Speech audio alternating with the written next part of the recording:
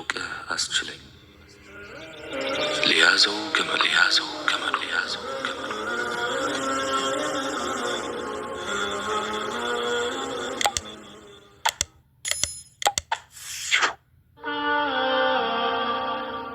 ቢስሚላህ ወሰላቱ ወሰላሙ ዓላ ረሱሊላህ ወዓላ አሊሂ ወሰሕቢሂ ወመንዋላህ።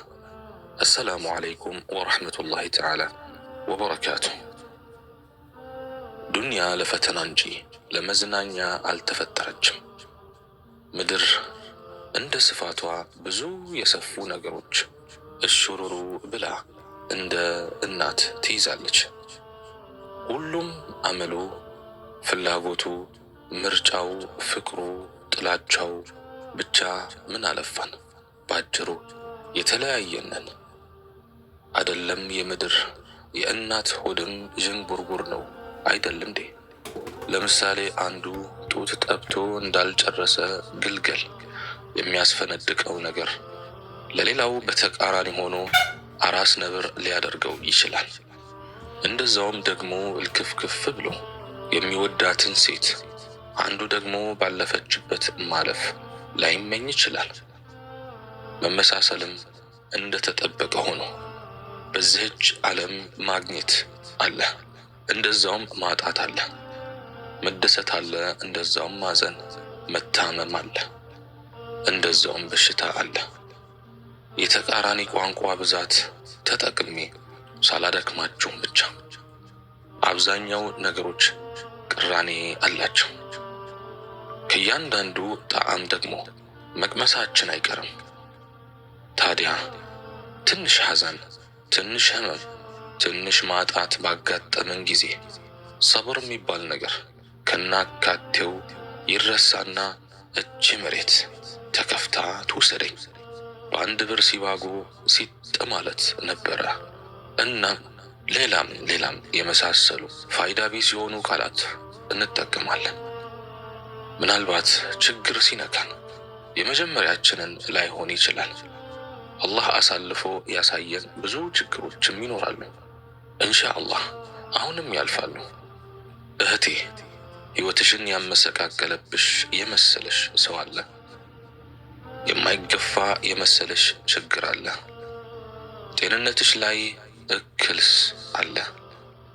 አይዞሽ፣ አብሽሪ። የአላህ ረሕመት ሰፊ ነው። በዱዓሽ ላይ ብቻ ቀን ከሌት በርቺ።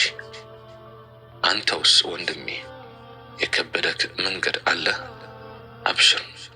ብዙ የተደራረቡብህ ኃላፊነቶች አሉ። በርካታ እንቅልፍ ያሳጡ ጭንቀቶች አሉ። አብሽር።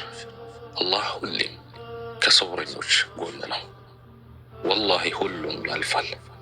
ላያልፍ ተብሎ የተፈጠረ ነገር የለም። እንኳንስ ሌላው ቀርቶ ሰው እንኳን ያልፍ የለ። ብቻ አናማር፣ ታገሽ፣ ያልፋል። ታጋሾች ምንዳቸው ገደብ የለሽ ስለመሆኑ በቁርአን ተነግሯል። የታጋሽ ምንዳ ይህ ነው፣ እስከዚህ ነው ተብሎ አልተቀመጠም። ጉዳዩ ከባድ ስለሆነ እኮ ነው። የምድር ላይ ታላላቅ ሰዎች ሁሉ ከትልቅ ደረጃ የደረሱት ታግሰው ነው። ቅቤ አናት ላይ የወጣሁት ተገፍቼ ነው አለች አሉ። መገፋትሽን አትጢ፣ ያለምንም ምክንያት መጠላትሽን አታማርሪ እህቴ። ፊት ነሱኝ ብለሽ አትሸበሪ።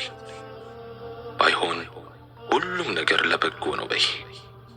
ከትንሽ እስከ ትልቅ በሁሉም ፈርጀ ብዙ የዱንያ ፈተናዎች ላይ ሁሉ ታገሽ።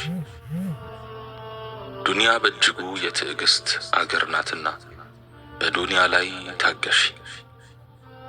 ሁሉን ነገር ችለሽና ውጠሽ ለማለፍ ሞክሪ። አብዝተሽ ታገሽ። ከመታገስም ጋር ዝም አትበይ። ድከሚ፣ ታገይ። መከራ እንደ ከባድ ማዕበል ሁሉ ያልፋል። ችግር እንደ ጨለማ ሁሉ ይገፈፋል። በትዕግስት ጠብቂ፣ እየተንቀሳቀስሽ ጠብቂ። እየሰራሽ ጠብቂ። መጠበቅ በራሱ ዒባዳ መሆኑ እወቂ። ኢንሻአላህ ያልፋል። ዱንያ የትዕግስት አገርማ ባትሆን ኖሮ የነቢዩ አዩብ ዓለይሂ ሰላም አይነት ትዕግስት ለጀነት መግባት ጥሎሽ ሆኖ ባልቀረበ ነበር። እስቲ ምን አስጨነቀን? እድላችንና እጣ ፈንታችን ሁሉ በአላህ ስብሓነሁ ወተዓላ እጅ ነው። ሰዎች በእኛ ላይ ማድረግ የሚችሉት ትልቁ ነገር አላህ የጻፈልንን ወይም የጻፈብንን ነገር